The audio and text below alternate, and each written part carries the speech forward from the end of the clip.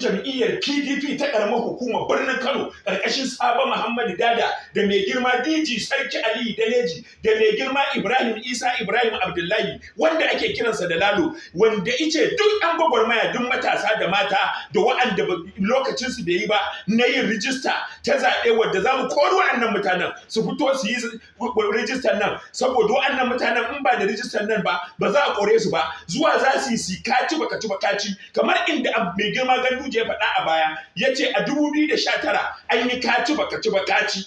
Amma ya cin ko bai cin ba? Bai ci ba.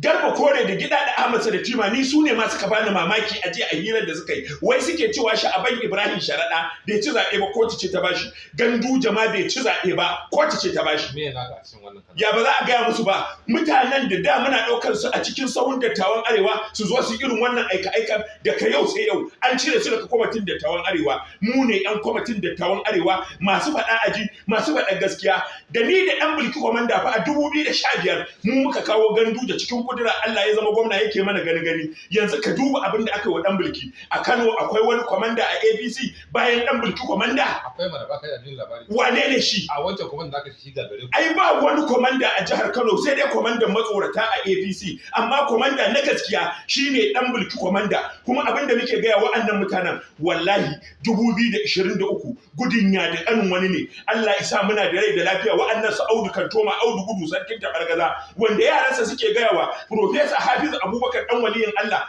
baƙaƙen maganganu suke cewa ba su ma yarda da shi ba su gamsu da shi ba. Me isa a baya ba ku ce ba ku yarda da shi ba ya zo cikin ku? Wannan abubuwa su ne abin takaici, abin bakin ciki. Amma waye gwamna waye ga masa tarayya? Ai mai girma Sha'aban Sharaɗa shine gwamna, shine dan majalisar jiha, dan majalisar tarayya kai. Shi ko mai girma Ganduje dan gwamnan dole ne, an zaɓe shi ba a zaɓe shi ba ya ɓata wannan kuma shi ya sani. Mai girma Ganduje da za ka yi aikin da mutanen Kano za su so, wallahi abin da za ka yi aika guda ɗaya ka rushe Coronation House inda aka rantsar da mai girma Malam Muhammadu Sunusi wanda muke so, talaka suke so, al'ummar jihar Kano suke so, ka zo kai abin da ka ga dama. Me riba hakan an yi? In yayi ai ya ce an yi aiki, an yi aika muke so yi mu gani. Shine in ya rushe wannan wajen kaga ya gama aika ta cika.